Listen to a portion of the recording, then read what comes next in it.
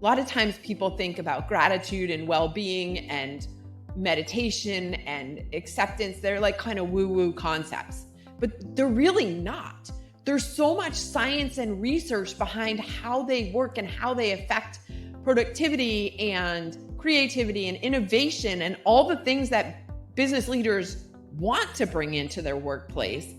And so meshing those two worlds together is where I come in, and making it much more accessible and talking about these things on not just a conceptual level, but actually giving tools that people can take and use right away. Like in 5 minutes, they will see results. Hello, everyone. Welcome to Evolve, a new era of leadership. I am your host, Carolyn Swora. Today, we are going to be talking with Lori Saitz. She is the founder and CEO of this company called Zen Rabbit. And I just thought that was the coolest name of a company. So I'm going to ask her all about this. Lori also has her own podcast. It's called Fine is a 4-letter word. And she has some fantastic guests on there as well. Her work and her podcast all revolve around wellness strategies and employee engagement. So that's what we're going to dig into. My hope is that you will come out of this listening or watching experience with some tangible tools and things that you can do to take one step forward in your own wellness journey. We need you being well in our workplaces, so hang in there, have a listen to the show, and let me know what you think. Welcome, Evolve listeners. Here we are for another amazing episode, and our guest this week is coming to us from our southern neighbors in the U.S., Lori Saitz. Welcome to the show. Thanks so much for having me, Carolyn. Yeah, well, I'm really excited to dig in and have this conversation with you. We're going to talk about well-being and how that really impacts how we show up in our workplaces. And, you know, if I look at my own journey, Lori, meditation and wellness was really not something I put a lot of effort into because I just thought I got a lot of stuff to do. So my hope is that with our conversation that we can help people who were like me, and hey, I'm still on this learning curve, to really understand all the things that an increased attention on our well-being can bring us to our work. So why don't we just kind of start with tell us a little bit about your journey and what ultimately led you to being the CEO of Zen Rabbit. Yeah, my story starts like way back. My mom took my brother and me to a meditation class or a course when I was 10 years old. No way. Yeah, Oh, shout yeah, out to mom. Wow. exactly. But of course, I didn't really use it consistently for the Yeah. next 35 or something years. And like I would do it. I knew the benefits. I knew what it could do for me Right. physically, mentally, emotionally, like energetically, all those things. But I would do it for a couple of days and then I would skip 10 years and then Skipped. It's 10 years here and there. come back to it for a couple of days and then skip another few years. It wasn't until actually she passed away in 2014, and that's when I really came back to it consistently. And it was interesting. Somebody else pointed this out to me, and they were like, well, maybe unknowingly, subconsciously, somehow she was preparing you for when she wasn't still here. And I was like, wow, man, that hit home.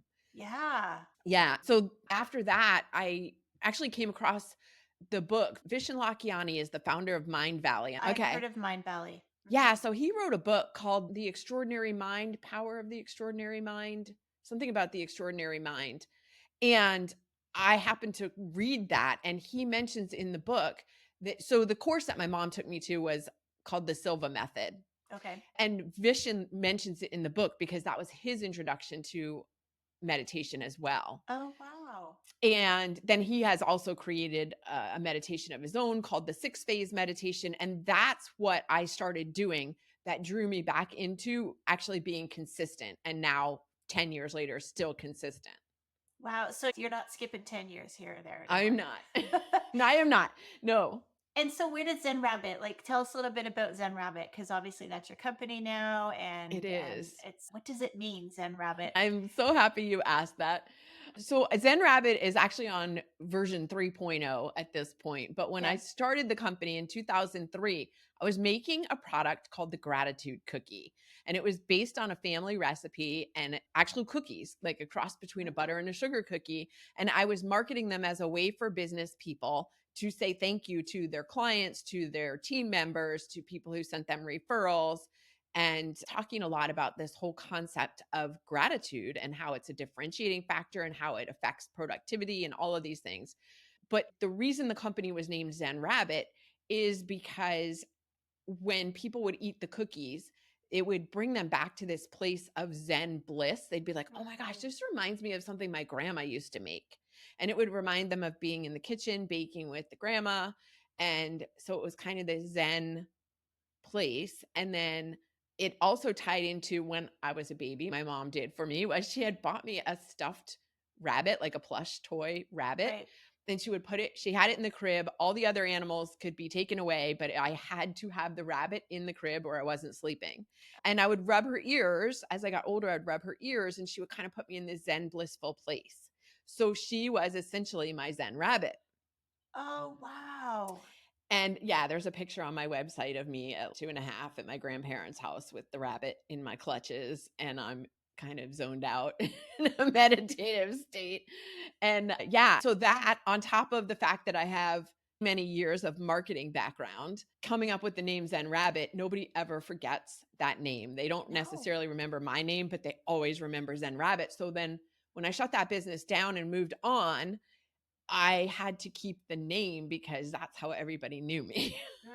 Well, and let's talk about how it connects though to Yeah. well-being and productivity Mhm. in the workplace. I mean, I hear these two opposites like Zen, like calm, and then rabbit go fast. Yeah. So I think it's a beautiful transition. And then the story behind it as well just really kind of makes it like your essence and who you are and what you bring. So let's Yeah. talk about where Zen Rabbit is now. What are you doing with clients and why do we need to talk about well-being in our workplaces? Yeah, what I'm doing now is well-being consulting and on well-being issues and talking about the principles that people need to know. The thing I love about what I do and that differentiates me is that I can bring together a lot of times people think about gratitude and well-being and meditation and acceptance. They're like woo concepts, but they're really not. There's so much science and research behind how they work and how they affect productivity and creativity and innovation and all the things that business leaders want to bring into their workplace. And so, kind of meshing those two worlds together is where I come in and making it much more accessible and talking about these things on not just a conceptual level, but actually giving tools that people can take and use right away. Like in 5 minutes, they will see results. Now, I know you have some fun playfulness on your website and you talk about being more than just fine. Yeah. And can you share with us what are you seeing in the workplaces that you work with in relation to this concept of being fine? Yeah. People are afraid to say, I'm not fine and to raise their hand because they're afraid of repercussion or they feel like it's shameful. And nobody wants to stand out and say everything's not okay. Right. So the standard response to anything is it's fine. I'm fine. It's complacency. It's mediocre. It's not exciting. It's not great. It's not fantastic. And who wants to go through their life with everything just being fine? And from a business perspective, who wants employees who are just fine? The people that I work with, they want their employees to be engaged and excited and plugged into the mission of the company, excited about what they're doing so that they bring their full 100% selves into Right. it. Yeah. I mean, I think we're seeing a real shift in our workplaces away from engagement scores to well-being scores. Really, if people are in a state of well-being, they are going to be more engaged because their physiology is going to allow them to go there. And when we're talking about well-being, we're talking about on every level, Right. like physical well-being, because if somebody's in pain, they're not going to be as focused and engaged as they might otherwise be. Yep. If they're in emotional stress, which is a lot, we see a lot of that. Again, how are they going to focus? How are they going to be delivering 100% or delivering a high quality? So what are some of the practices then that you bring into your sessions or your workshops with these organizations? First, it's about gratitude. Again, I bring in what I had learned and more stuff that I've learned since the baking company. Yep. But this whole concept of gratitude, again, there's so much science and research behind it. And so many people don't express gratitude, whether it's as a boss to an employee or to colleagues or clients, even. Yep. And it's like I had mentioned before, it's a differentiating factor. There was a study done by Harvard University and Wharton, and it showed that receiving a thank you from a supervisor boosted productivity by more than 50%. And at the same time, people are less likely to show gratitude at work than anywhere else. Only 10% expressed gratitude as a regular habit, and 60% of people never or rarely expressed gratitude. Was that pre-COVID or post-COVID? Does it say? No, it didn't say. Because my guess is that those numbers only got, I'll say worse, but our desire or our inability to be grateful or share that out loud has only become more exacerbated. Yeah. Actually, the article says 2017. So Okay, yeah. so gratitude, let's talk about that. Like okay, fine, Lori, I'll say thank you. I'm sure you're going to hear, maybe see some eye rolls, but take us through, what's this journey of gratitude that you bring into your workshops? Yeah. Well, I mean, it's really about becoming one of the things that people say is, well, I'm just not naturally grateful. Right. Or I don't have anything to be grateful for, which is like, wait. Let's take a step back, because whatever your circumstances are is kind of irrelevant. It's how you are perceiving things, how you are looking at things. And so helping people to gain a new perspective on it, to see it through different eyes. So for example, a few months ago, I'm living nomad life right now. Okay. So I'm driving a lot and I'm living in different places. And I was in a city that I didn't know. And long story short, something happened with the brakes on my car, and I narrowly avoided hitting the car in front of me. But when I hit the brakes, they locked up. Okay. And I'm in 6 lanes of traffic, and it's about 7:00 at night. It's starting to, it's dusk, and I'm stuck. Like my car, the brakes are locked, the wheels are locked. And now I'm just sitting there. So I call roadside assistance and they send a tow truck and all the things. But while I'm sitting there, instead of going into a rant, which I could have done, and a lot of people would have done, I instead went to gratitude. And I went, I'm so grateful that I have roadside assistance. I'm so grateful that they're sending a tow truck driver and that I had called them and that they were on their way. Right. And that he was so careful in getting the car up, because it was a difficult situation because the wheels were locked, to get it on the flatbed, and that I was only a mile from the Airbnb I was staying at. And that then he dropped off my car at the dealership that was also only a mile away. Then he gave me a ride home. He was like, I'm not really supposed to do this, but since it's so close, I'll just drop you off. Like all of these things that I could be grateful for instead of being angry that this happened. I'm grateful I didn't hit the car in front of me. Like all of these things, but that comes from practice. 15, 20 years ago, that wouldn't have necessarily been where I first went. But instead, now I've trained myself, and this is what I do in my workshops, is help people with these techniques that can help train them to become more naturally grateful, so that when things happen, you see the gratitude instead of the frustration and the anger. And that's not to say that there is no frustration and anger, but how do you override it? Right. So basically, what I'm hearing you say is gratitude is not a personality trait. It's a state or it's a skill that we can learn. And so, what could be some things that we could start with in the workplace? What are some examples that we could share with the listeners that can help them ground into some things that we could be grateful in these really wild days in our workplaces? Yeah, I'll give you a specific tool that I use with my clients. And so listeners can take this and start using it right away. It's called But I'm Grateful exercise. So, for example, going back to that story, your car breaks down. Yep. You're on a rant. I can't believe this is happening. I'm going to be late for this meeting. I have so many things to do today, but I'm grateful for what? It doesn't even have to be related to the incident. It could be, Right. but I'm grateful that it's not raining today, that it's Right. sunny today. But I'm grateful that I have a cell phone that I can use to call for help, whatever it is. And doing this, catching yourself in the moment when you catch yourself complaining or criticizing, and we're human, so we do that. It's a matter of catching yourself. Have you ever heard that it's not great to use the word but? Absolutely. Yeah.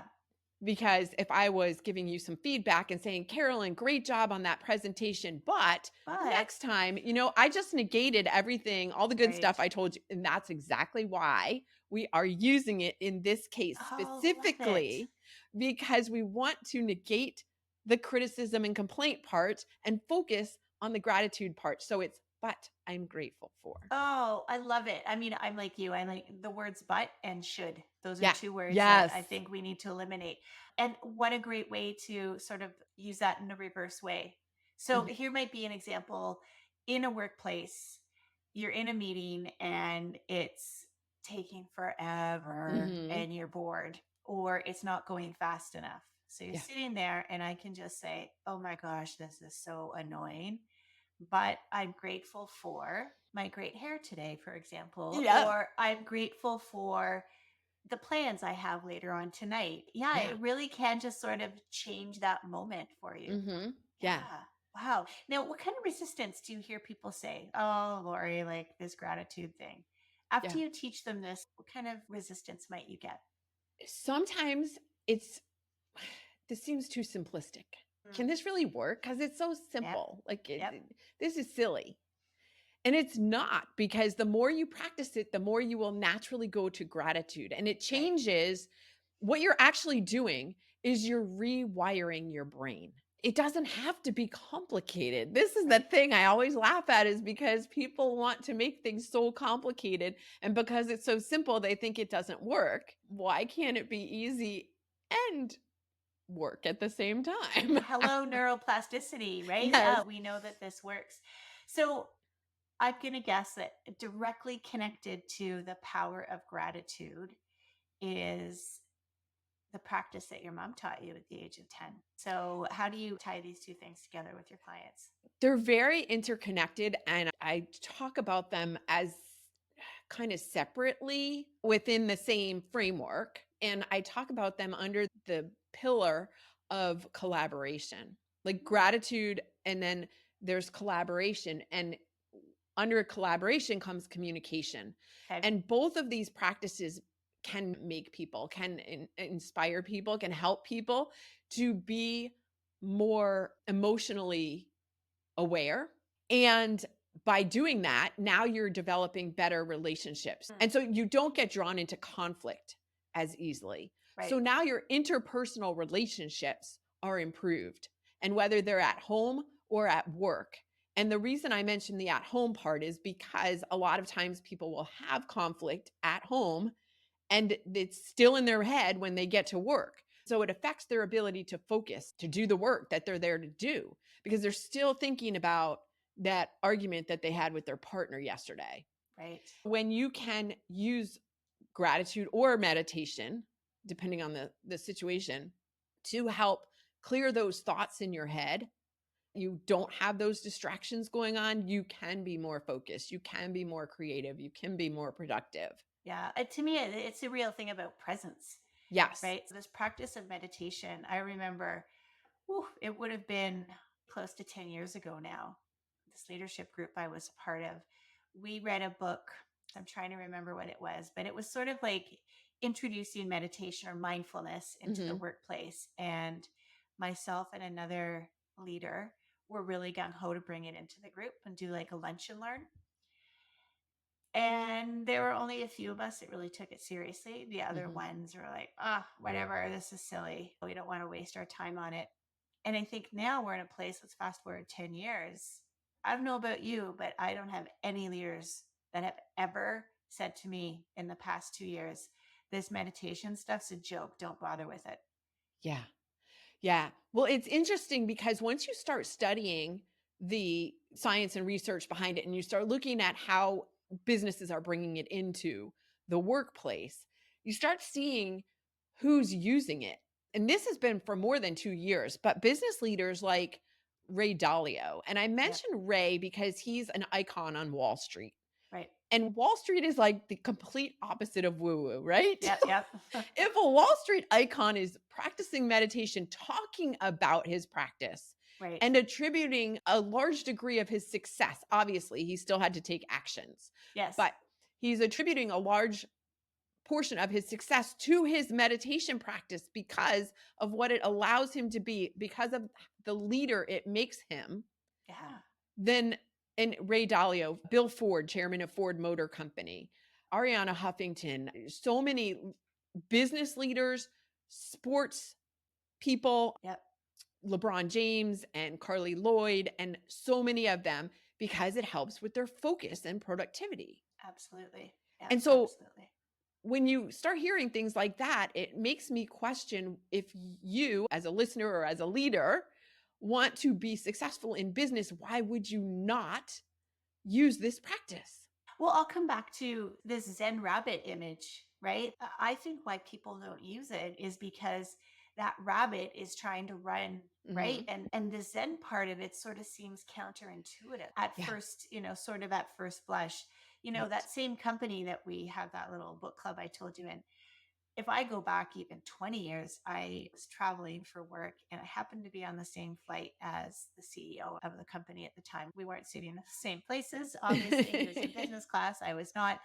I was standing talking to him while we were waiting for our luggage. And this notion, I can't remember how it came up, but he basically said he meditates every single day. And he looked at me, I'll never forget this. And he said, I would not be able to do my job and manage everything that I have to manage without it. I mean, that was a good, that it could actually be about 20 years ago now. And so to your point, if we see these big names that are associated with a lot of success in a world that is very productive and not Zen, right? Moving really fast. I think it really just helps bring that notion of paradox, right? We can have the Zen and we can be really like fast little bunnies and get lots done. Yeah. Well, it actually helps you get more done faster. Yeah. By practicing meditation. So 2 reasons why people say they're not good at meditating or why they don't. One is I don't have time. Yep. And 2 is I can't clear the thoughts in my head. Right. Okay. So these are both myths, misconceptions. Yep. Okay. So the clearing the thoughts in the head, no one can do that. Like maybe a monk who's been practicing for 100 years, but it's not a realistic expectation. And that's not what meditation is for. It's for bringing your mind back, like paying attention to when thoughts and distractions start carrying you away, coming back to the sound of the meditation teacher's voice or the focus on breathing. Right. And whatever it is. And every time you bring yourself back, like my thoughts are carrying me away. I'm coming back. You're training your brain again with the rewiring of your brain to bring yourself back from distraction. So even when you're not in meditation, when you're working on a project or a proposal, you will start noticing more frequently that your mind is getting carried away by things that are distracting you. And you will bring it back faster. Yeah.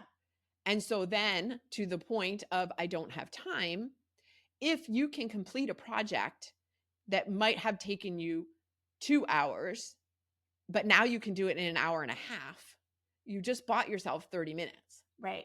And you don't even have to spend all those 30 minutes in meditation. You could just spend 10 minutes in a meditation. And now you have 20 extra minutes to do something else with. I love that you're making it really real for folks. Because when I And hey, I said it for many years myself. I don't So have did time. I I. don't have time, which is really an indicator of, hey, I'm the rabbit part, Zen Rabbit. I got things to do. Let me hop away. Yes. The other thing I hear as well is I can't sit still. Mm-hmm. So what do you say to that? Two things. One is try. I don't love that word because I always think of Yoda, and there is no do, there is no try. There's do or do not. So you Here, do. here's something to test out. Put on your favorite song, upbeat music, and kind of like move your body and Yeah, dance and get out that energy, and then see if you can sit. right. That's one thing. Secondly, nobody said meditation means sitting quietly, cross-legged on a mat for hours at a time with no thoughts in your head. You Yes. could do a meditation while you're out walking or running. You don't have to be sitting still. Yep. So this is where I have tended to use the word presence Mm-hmm. or mindfulness, specifically in workplaces, because it seems a little bit easier, less Mm-hmm. resistance to Yes. that image, like you said. Like, who did say that this was somebody sitting on the side of a mountain? Hey, clearly it's been around for hundreds and hundreds of years, like thousands of years, Thousands. this Yeah. concept of bringing stillness into our Yes. mind. And with a little bit of stillness comes more clarity, Right. which leads us to more creativity, better collaboration, better communication. And it also gives us the ability to access gratitude with much less resistance.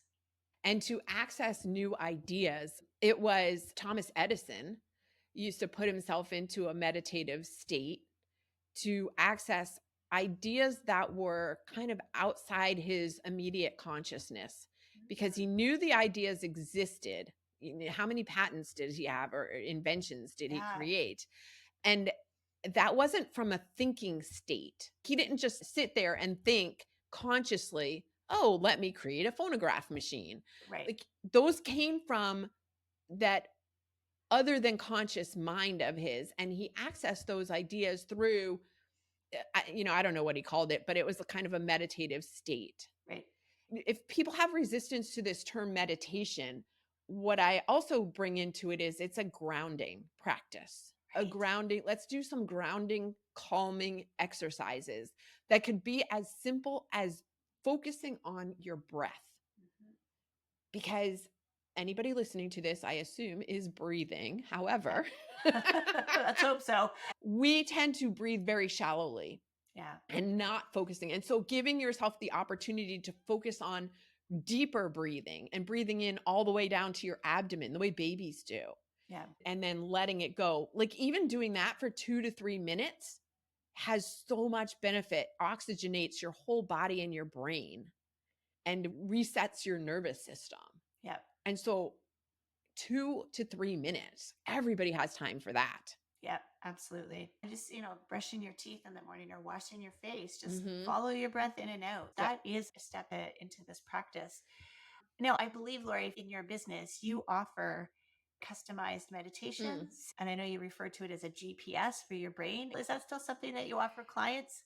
It is still something I offer clients. I don't do a whole lot of it right now, but I love it because it's very personalized. So, how do you Like personalize it? What information helps you personalize it? Why do we not just have a standard set practices to follow? we can't. I mean, there are so many great apps. There's this one app that I use all the time, almost every day. It's called Insight Timer, Yeah. and it's free. There's a paid version, but the free version gives you access to so much Yeah. and tons of guided meditations in there, guided and music. And I just want to mention too that especially for beginners, people who are just getting started in meditation or in calming breathing exercises, I highly recommend guided because again, it gives you something to bring your mind back to when it starts Right. wandering. Right. So there are plenty of that, and there's many other apps too, and other places you can find meditation. What I'm doing is creating a customized meditation. I have a form that people fill out that includes their past, current, and future things to be grateful for. And I incorporate them into the meditation. So the brain is now paying attention more closely than it otherwise would, because these are about you. You're listening to feeling grateful for these things that you've had in your past. And your brain's like, oh yeah, I remember that. Oh yeah, I remember Right. that. That's so cool.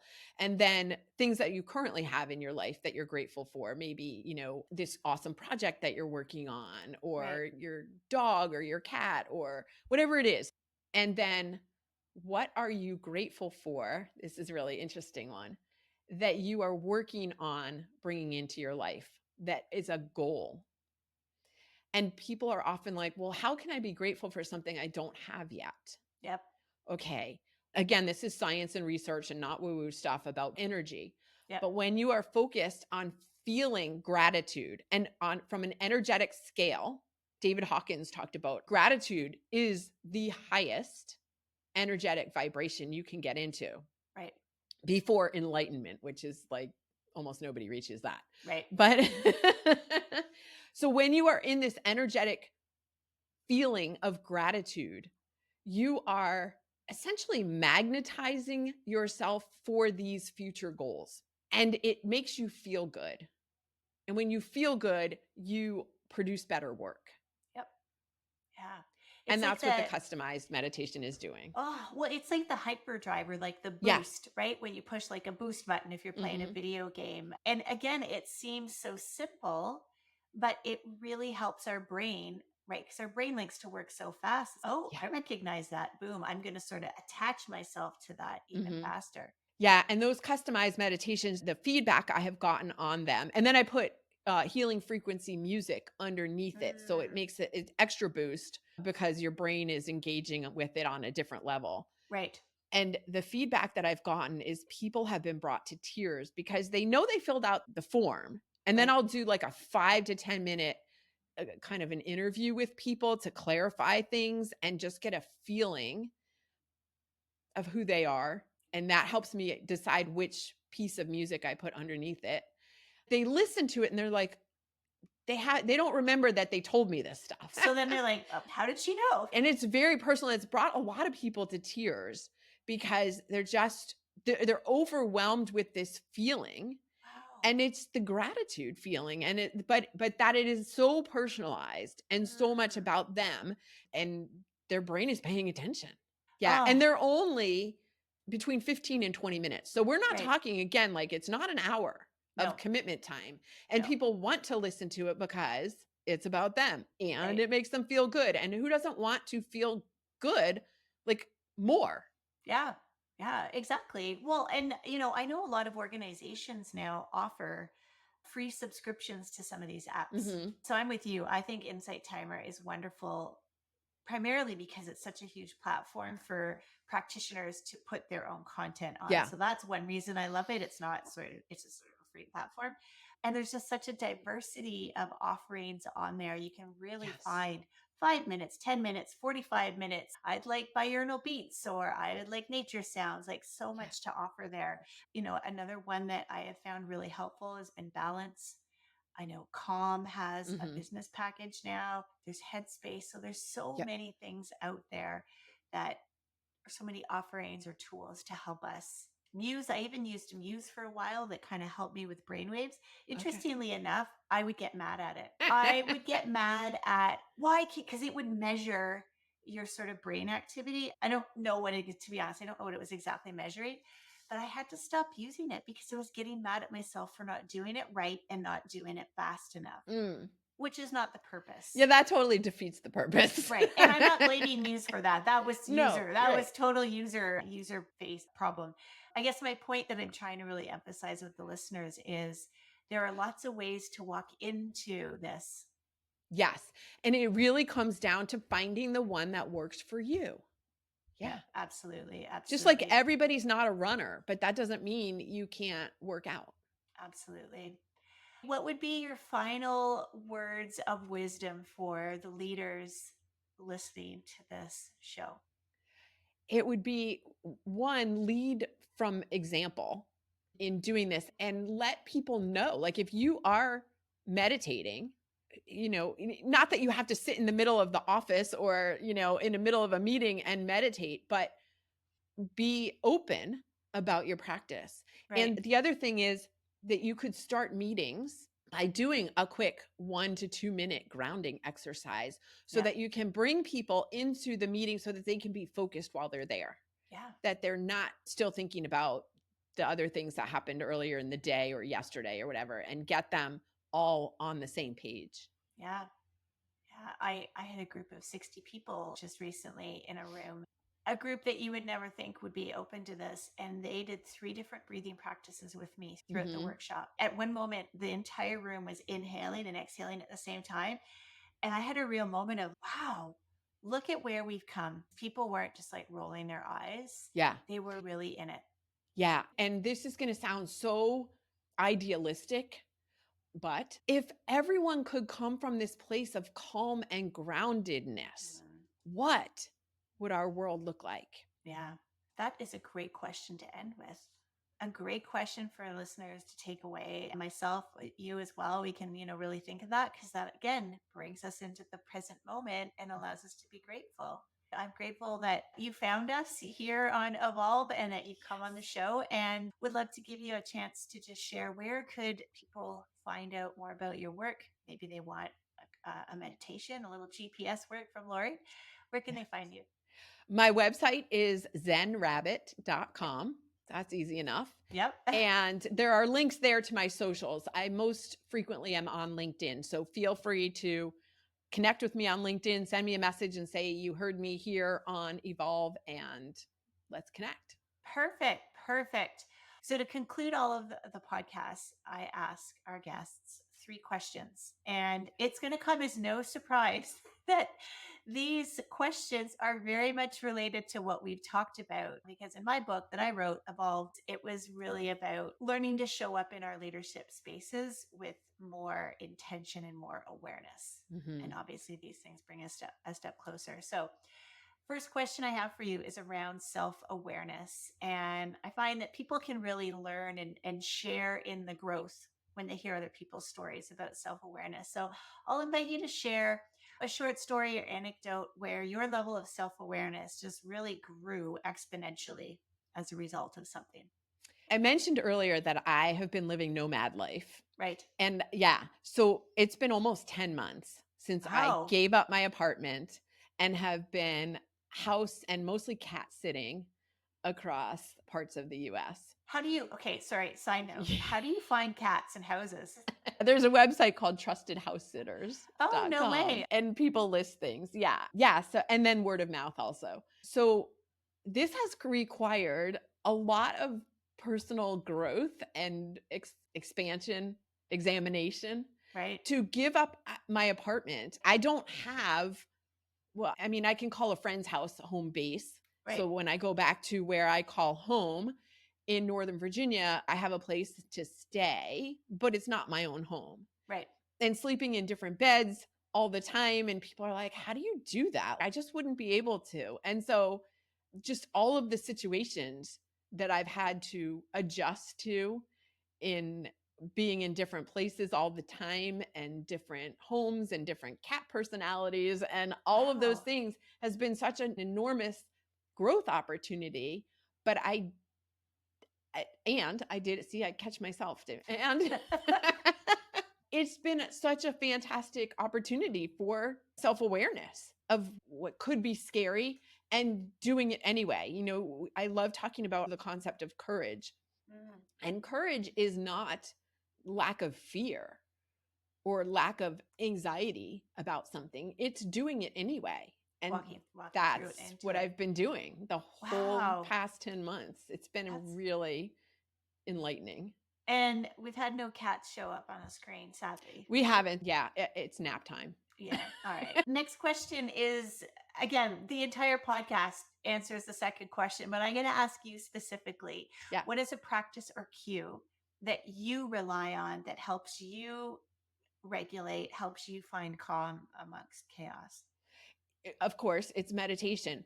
And I do it every morning when I wake up. And I do it in the morning. This is another question I get. When's the best time? Well, the best time is whenever time works for you. And I like doing it in the morning because it sets the intention for my day. It sets the stage for my day. at this point, now that I've been doing it so long, it's almost if I don't do it, it feels like leaving the house without brushing my teeth. Yeah. And And I'm going to guess your day just is a little bit off if you yeah, haven't done it. absolutely. And again, it doesn't have to be long. It could be this morning. I think the meditation I did was 9 minutes. Do you do it before you roll out of bed, or do you get dressed first and then do it? No, honestly, I may have to get up and use the bathroom and then I go Right. back into the bed, but I do not get dressed. I Yeah. just do it first thing. Yeah. And that's why, I mean, that's why I asked, not that we need to be Yeah. right with you in your morning routine every Yeah. morning, but to your point, do it when it feels right for you. Yeah, some people do it in the middle of the day. You can do it as you're falling asleep. The Right. the time right when you wake up and when you're falling asleep is really a great time because your mind is still in that in between sleep and awake, and that's when it's most susceptible, if you will, Yeah. to the messages going into your other than conscious mind. Wonderful. I did mine this morning too before I got started on my day. Good As you for know, you. sort of a good time. And now my last question is all about co-regulation. And I think music is just a fabulous tool to help us co-regulate. And my question to you is, what is a song or genre of music that helps you feel connected to something bigger than yourself? Yes, I love this question because Yeah, I am me a too. big music fan as well. The song that comes to my mind first off is Carrie Underwood's Unstoppable. I have not That's heard that song. Oh yes, I think you have. If you heard it, you would know. And the video is amazing too. I can think of Sia's song, but okay, I'm going to look it up after this. Carrie Underwood's Unstoppable. Yeah.